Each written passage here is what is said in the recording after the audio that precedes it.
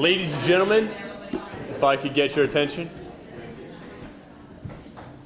Welcome back. This is our third Life on Tap, and today's topic is sales, entrepreneurship, and business. I'm really excited. We have three great esteemed alumni back with us today. Mr. Steven Storey, who works at Genesis as a manager. He's been there for almost 2 years now, and he graduated, I believe, with a degree in philosophy.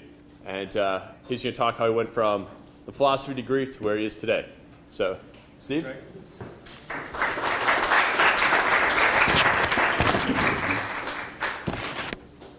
Hello, everyone.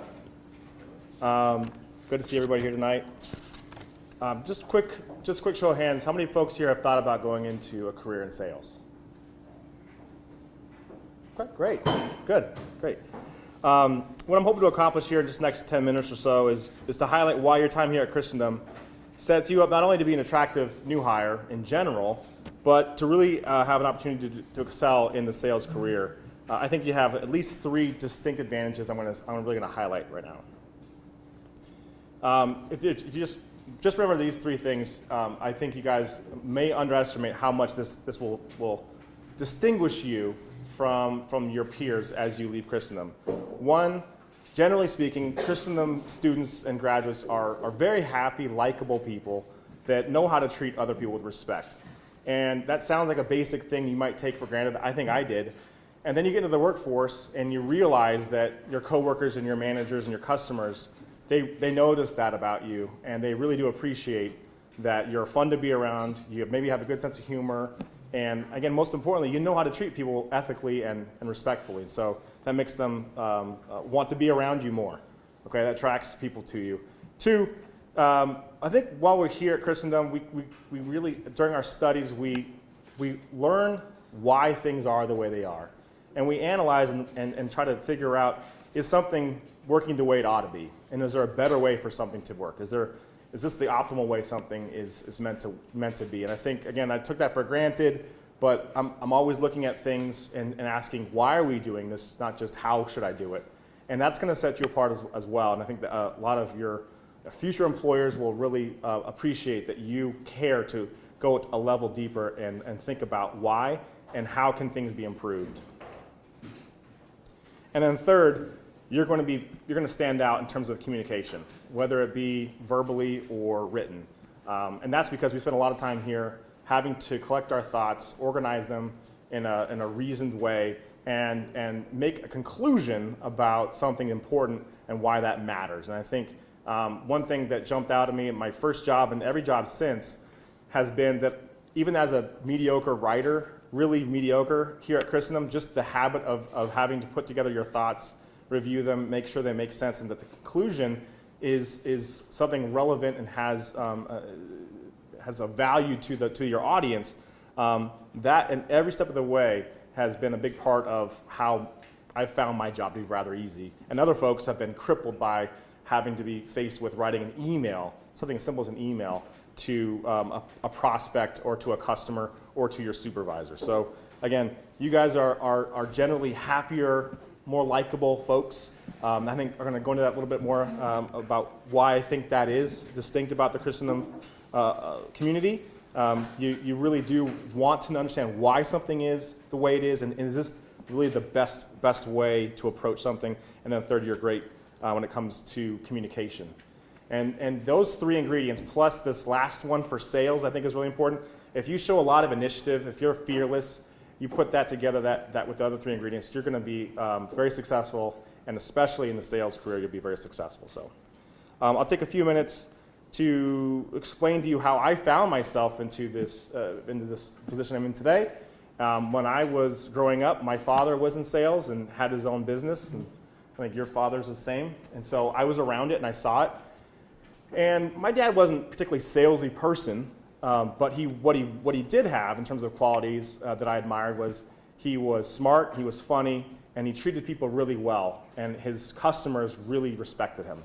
And he did well, and it was a good way to provide for his family. So as a young person, I thought that might look like a fun job. I was very curious about what he had to do and the challenge of it and hitting sales numbers and all that. So So that was a big component of my background in sort of thinking about sales just as a young person. Now, fast forward to when I came to Christendom, at some point, like you all, you're starting to think, what am I going to do with my literature or my philosophy or my history degree? What am I going to do? And really, I just started to think about who did I know and talk to people that I respected and got their advice. And people thought I might do well in some kind of sales job because I enjoy people, enjoy their company. And so I started to zero in on people that were alumni. In fact, Mr. Brown has a brother at the time who was in software sales. And so I reached out to him and a few other folks that I knew and got their advice, talked to them about what do they do, because I'm not technical at all. How do you sell this technology stuff? But they assured me that you can do it if you put your mind to it. So Dave Brown actually got me an interview, referred me in to a startup company back in 2000. And that was for, you guys wouldn't probably appreciate this, but back then in 2000, the technology industry was exploding. It was just the hottest place you could possibly be. And so I was graduating and thinking I was really going to get into something hot. And I got to a startup company, and it was really exciting. And everybody that I knew said, you got to go to this company. This is where you should go. So I worked really hard trying to figure out what in the world we were selling and why it was important, and it was difficult. But it gave me confidence that I could learn something, even though my peers might have been doing this for several years. So I quickly, picked up what to say, how to say it, and I quickly became one of the people that everybody started to come to me, and even they were senior to me, and saying, what are you putting together in your emails to get these leads? And my email became the email to use to get leads. And so that was, I just thought, this is odd. I mean, I'm putting my Christendom skills to work, my mediocre skills to work. And it was a distinguishing trait that I had. But guess what? 6 months into that job, after working really hard, being really excited, I had no idea the technology industry was crumbling around me. And it was a big fallout. And so I had no idea. 6 months into the job, they laid off our entire inside sales team. And so that was a shock. So it was right around Christmas time. We had our company party on a Friday night. It was a blast. And then Monday morning, they said, come here. And they sat us down. They said, you guys are laid off. And we had no idea. We thought we were a really hot company. So that was really hard. So that was a good experience of the highs of the sales career and the lows of the sales career. But I look back, and I was very thankful to have gone through that real painful and real kind of bad feeling that I had of working so hard and having success, but just having your job yanked away from you and having no control over it.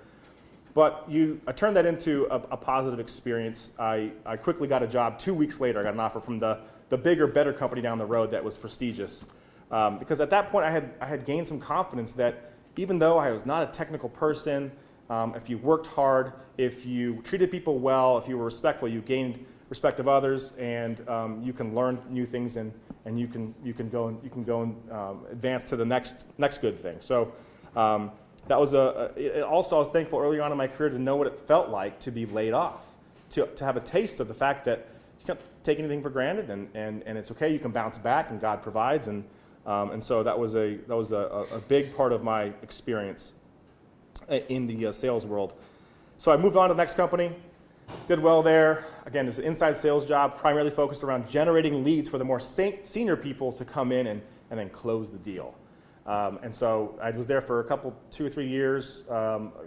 Good experience, but between that company and the next one, I just kept seeing company after company go through a lot of turmoil and chaos and change in leadership, and sales guys weren't making as much money, and we were asked to have a strategy one week and change it the next week and change our territories every month. And I just thought, this isn't a good place to succeed, because you don't have any control over what you're going to be told what to do next. And not having a lot of experience or wisdom, I thought this industry is just bad, not the place I want to be. So I decided to change industries, which many people do. I stuck in sales, but I thought I could go into the investment and insurance arena and have a little more control of my destiny.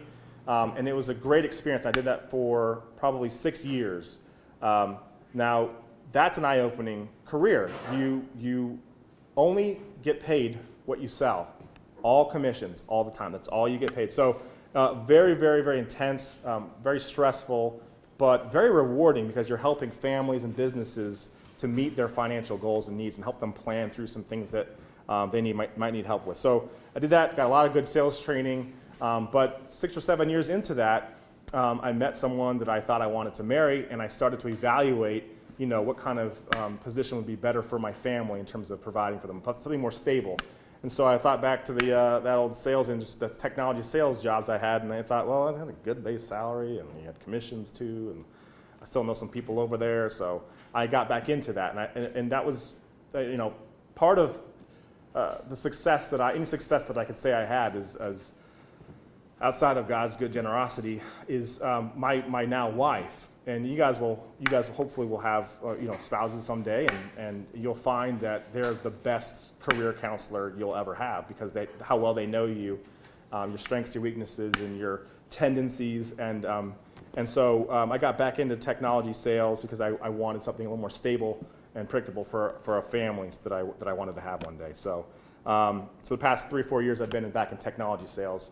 I'd love to talk to anybody one-on-one about all the different types of roles that I've had, whether it be management or different nuances in the sales industry. There's lots of ways to be in sales, and so I don't want to just paint it as one type of role or another. But yeah, so now today I've been with a company that's a $1 billion company that's has offices around the world, and ultimately what I do is my job is to take an existing set of customers and figure out on paper with them a plan that we write together about what it is that they need for this partnership to be more successful. So I say, on scale 1 to 10, where are we? And then they give me a 5. I got a 0 today. It hurt, But then I talked to the manager, and she said, you're doing fine. So, but you figure out what do we need to do to get that to a 9 or a 10. And we put this down on paper, and we figure out what do I have at my company? What resources might I need from training, from our other groups? What products might they need to get this company into a happy place so they can continue to be a customer? So my job is to protect these customers, but also to grow them, and that's where the sales component comes in. And so you'll learn that the easiest place to sell is your existing customer. It's also it's a very, very very important part of any company's business is protecting those customers. So I've been doing that for the past year and a half or so, and enjoy it very much. It's been a great place to work, and I've had the fortunate opportunity to work for a lot of good companies over the years. So again, look forward to speaking with you guys individually if you'd like to learn more about insurance, investments, and technology, and the different companies that I think do a really good job of preparing you to be successful. See here if another key component I mentioned earlier is and this is why this is a great forum here. We didn't have something as formal as this, but there are, as you guys are learning through these things, I'm sure there's just an incredible amount of breadth to what Christendom graduates or liberal arts graduates are doing, and it's awesome. And I was able to meet, there's a lot of successful sales folks that have come out of Christendom or TAC or UD or Steubenville, and I've got to know those folks over the years and learn from them and network with them and maybe even get a door open with them. So I would be more than happy to be a resource to you guys as well. Ryan will tell you he owes everything to me. I got him his first job, so no. But it's true. It was easy because Ryan was a go-getter. Ryan was ambitious. He was hungry. And those are the qualities. He was friendly. I gave him some. Yeah, really. He's really a good look at it. I have to spell that out. But I gave him some pointers. But Ryan did all the hard work because he had to go through the interview process, which was pretty rigorous. But he went through in flying colors and did a great job. And so I'd be thrilled to help anybody else along those lines.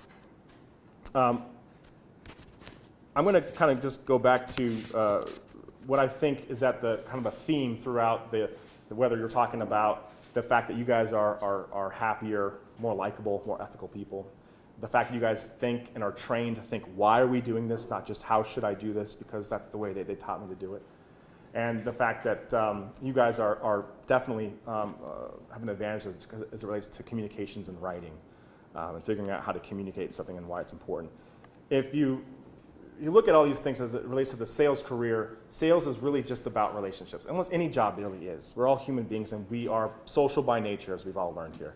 And so if you take a closer look at why are you guys happy, or when people come to Christendom College and it's their first time they've ever set foot on this campus, why do they make this comment over and over and over again? Everybody here seems so happy. And that's because you are happy. And why is that? Because you seek to live a virtuous life. You are working to gain the graces of God. And I think that is something that, again, you don't really think about how that translates out into the world. Maybe you've already experienced it in your summer jobs, but you look at that, you work on that relationship spiritually and developing that, you will find that people are attracted to you. And that is going to, that's something that you're an instrument of God and you realize it. And the point is that that's something that employers are drawn to. They would rather come to work with somebody that they love seeing every day because they make their day better. The customers would rather work with you, even if you don't know the product as well as the next sales guy. So, you guys are accustomed to, because of the families you've been raised in and the way you interact with your professors and your friends here, you know how to treat other people with respect and dignity, and you get that. And it's an amazingly powerful thing that I think we take for granted that stands out when you deal with people in the business world. The second relationship component really is, again, when you're talking about thinking, why are we doing this and can we do it better? It's because I'm trying to figure out for my customer, why does this matter to them? I care about them having the customer having a better solution to solve their problems. In my case, my customers are worried about their customers getting frustrated and going to the next vendor. And I have to help them address that problem. So if you ask that question, you're really doing it because you want that other person to be in a better place and be more successful. You care about what their needs are. You tailor your recommendations to what they told you because you were listening, because you actually are interested. As opposed to the stereotypical salesperson who knows what the sale is, what the product is, and they're just trying to convince the person that this is what they need, regardless of what that person's interests, where they lie. So, and then finally, communication. Again, relationship. Communication is the fuel for any relationship. Is expressing information and understanding what's important to someone else, and helping them feel that their needs are important. And so, again, these all sound kind of not very businessy and sound maybe more philosophical, but I've just seen it in my experience that we come out of Christendom armed with the tools and the habits to form really healthy relationships, and that translates exceptionally well, I think, to the sales career. So, I guess I'll just sum up by saying, it's your personality, it's your ability to think and communicate and relate to others. Those elements are really developed really nicely here at Christendom. In addition, I talked about the critical element for sales that if you have a go-getter attitude, if you are driven, if you're fearless, if you're okay with being told no by customers several times in the same day, you have that component as well. Sales will be a great place. You'll be happy there. These are going to be distinguishing traits for you guys for the rest of your life, personally and professionally. So I owe a tremendous amount to the formation that I received here that I didn't even fully appreciate until later. And so I just ask you guys to recognize that and go forward and make sure that when you're going through your interviews and you're going through your jobs with your supervisors and your managers and you're talking to your customers and prospects, that you demonstrate that you are a caring person, that you are interested in why that is important to that person, something might be important to them, and you're driven to show that you want to make something better for them. And you followed up with some nice written notes or emails and follow-ups, and you're going to stand out and do great. So good luck to all of you guys. Let me know what I can do to help. And thanks again.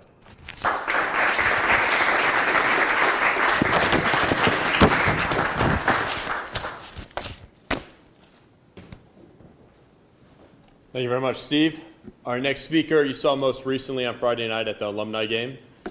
He is the owner and founder of BSM Properties in town, which I've personally interacted with and rented from.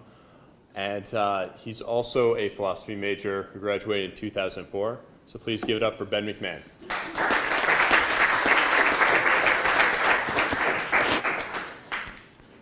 I was teasing somebody earlier today that Greg invited me because he needed some comedic relief, and I'm filling the void. So thanks for being so formal, Steve. Now I can fill in the, yeah, you're welcome. Just real quick, I don't know what made me think of it while I was sitting down, but my first experience with Christendom was at the Meadows, which you guys don't understand because you can't go there. So it was a drinking spot back in the day.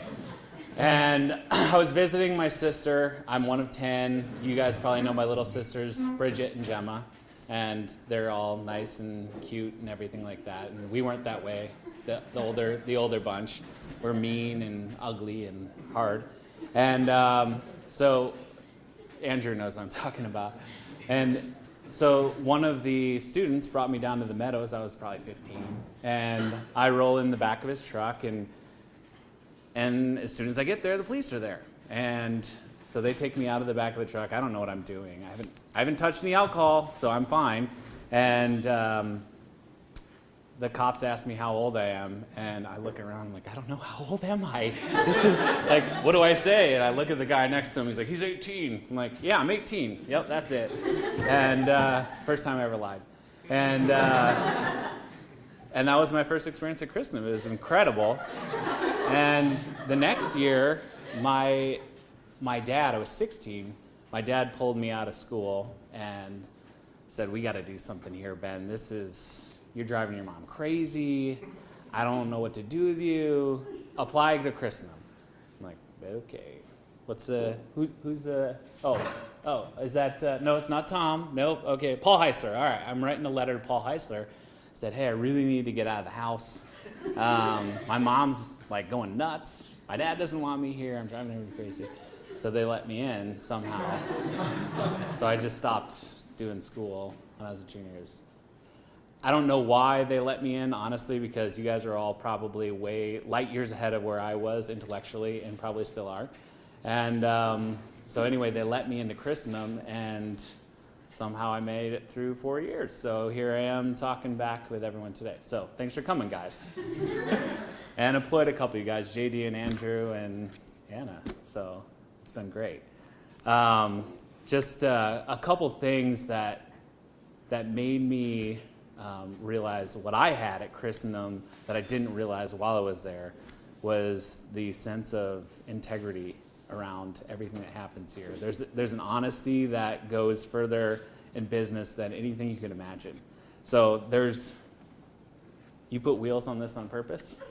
Mm-hmm. Okay.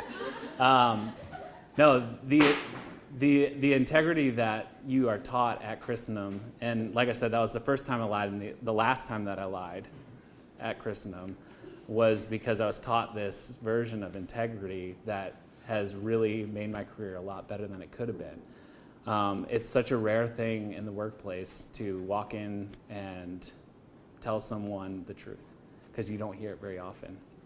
I worked in construction for 10 years, and I don't know anybody that told me the truth.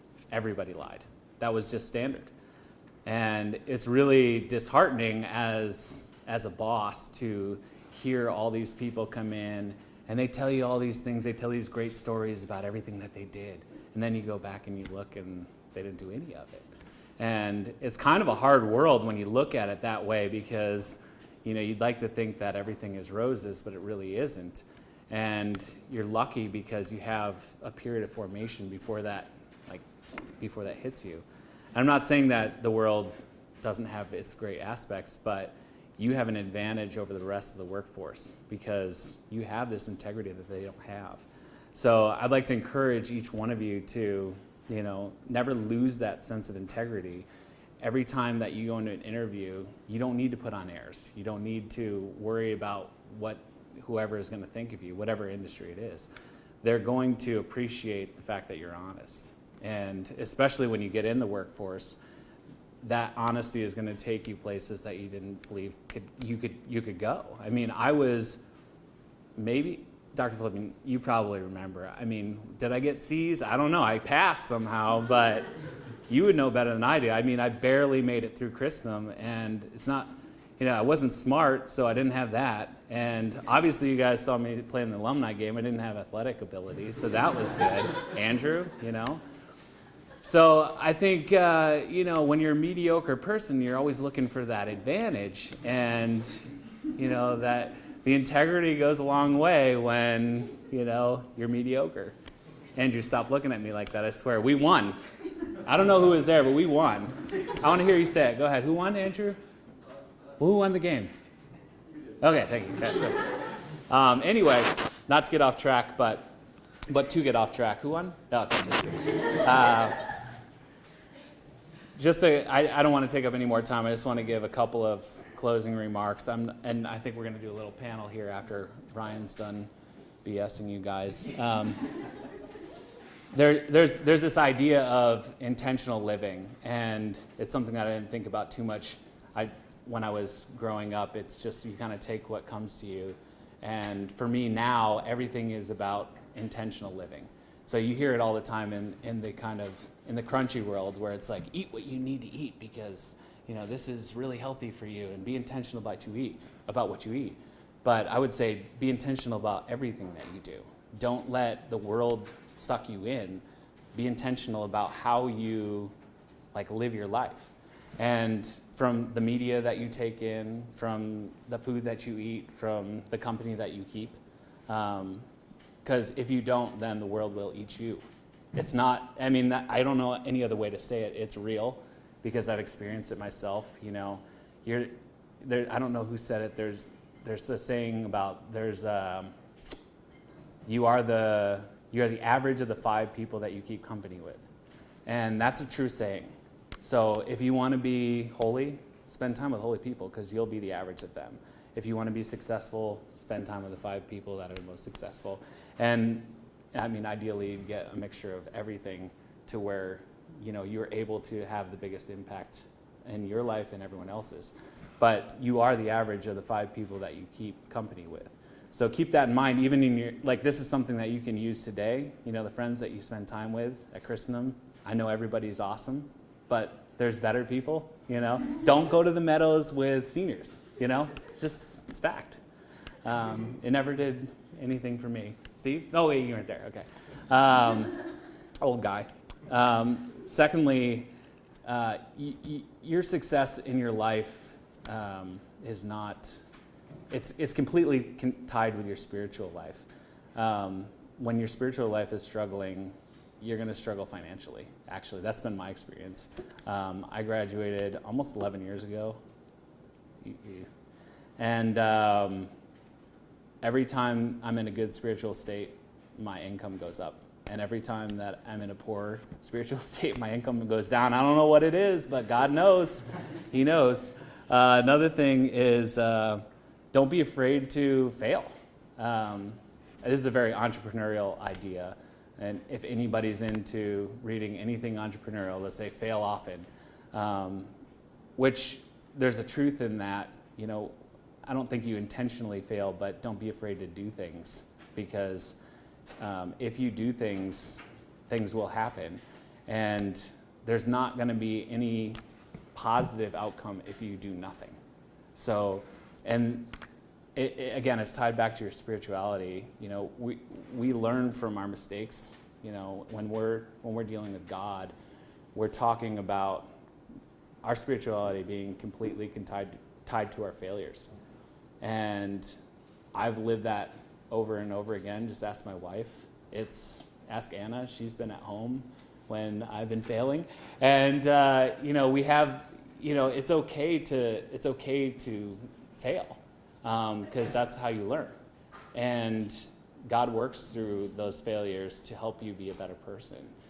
And so when it comes to everything that you're doing, whether it be in your business or your personal life, don't be afraid to do things because you're afraid of the failure of it. And that's about it. I don't want to go on because you guys are going to have some awesome questions that I can't wait to answer. But I'm going to give it up to Ryan. So thanks for listening, guys. Cheers.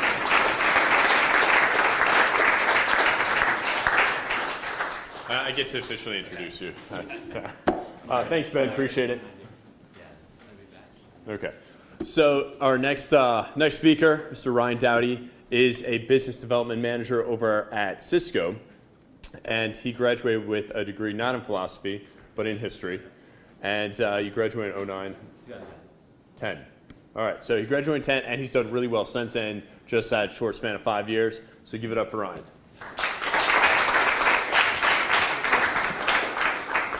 Thank you, everyone. Thank you, Greg. I feel like a lot of you guys probably already know most of me from Ben and Steven. Steven's taken a lot of the things I was going to talk to you about, but I'll expand upon it from kind of my point of view. Coming to Christendom, it's kind of maybe a little bit unique, where growing up I loved sports, and I loved playing them. I wanted to do them, and it was kind of the primary reason of why I picked Christendom was that. Not a lot of people actually say that. But I also loved history as well, which that was important here too. So growing up, really, I idolized my dad a lot and loved what he did. And he was in sales, and he still is. So I kind of grew up learning a lot from him, very similar to kind of what Steven was saying. So I worked with him in high school. So kind of fast forward to my senior year, worked on just kind of building up my resume. Came to a girl who was, I guess, kind of Greg's position, Marie Antunes. And I came to her in kind of around the April timeframe, my senior year, and I was like, hey, I really want to find a job. I really want to work business. I want to do something with that. But I don't know kind of where to start. Do you have any people or places I could kind of network with or apply to? And luckily, one of the persons she said that day, I just reached out to her. She's like, oh, guess what? Steven Storey, this great friend of mine, just emailed me about some spots opening up at this company. So I was like, great, can you forward along my information, anything? Just love to get in touch, just love to find a way to get that working out. So ended up, I think at first, come back and saying no, that they don't have any positions open, or they didn't want to see me because I didn't have any experience, which, I mean, that will happen. It's going to come across a lot. But I kept trying, and I kept working hard, and I kept pinging him. He'll probably attest I was bothering him all the time. And also applying to different other places as well. And what was really good is that, Steven, because he had built such a great repertoire, I guess, there, and was such a good worker in general at this company he was at, that his manager was willing to take me on an interview to get an interview, which they don't normally would do there. So I was able to make it work out, was able to get just kind of the bare minimum, kind of told him I would just kind of work wherever, bust my butt just to get to, any position really, just to get myself to set goals so I would kind of move up to another spot to keep moving up within the company was something I wanted to achieve. I guess that kind of comes from varying the sports world of things where you love to have goals, you love to achieve them, and you love to, tackle them, you love to get there, and then what's next? Climb the next mountain, go from there. So one of the very first things that I did notice a lot, and Steve, I'm going to toot your horn a lot, was a lot of people would always say was, we'd be working at this company together, and Steve was great, obviously did phenomenal there. And a lot of people would always come up and they'd be like, I don't get it. You and Steve smile all the time, literally nonstop. They're like, what is it? What do you got? It's like only you two. And it was, this kind of just dawned on me right now when I was thinking. And I was like, I think one person, kind of brought that up and I thought it was really funny, but kind of the first thing that came to mind was really the Eucharist and how important that was, and really having, you mentioned a lot of that inner peace and kind of reflecting it outwards for everyone. So kind of moving on from there, building a lot of relationships was really key for me. Whether it was kind of building a relationship with Steven and also the clients and people I was working with. I was able to get from there another job where I am now over at Cisco. Only being, kind of 3.5 years into my first job, and now only 1.5 years into this one. From there, though, and I love kind of telling different interview stories because I think this will help you guys a lot because you're going to be in there a ton, and I feel like that's kind of a good best practice. So one of the first ones I've ever gotten was, and you guys are going to get this a ton wherever you're interviewing, wherever you're going, at least for some if you're looking at sales, they all the time, oh, you're a history major? You know that has nothing to do with sales or, cybersecurity where you're working now. Like, how's that going to help you?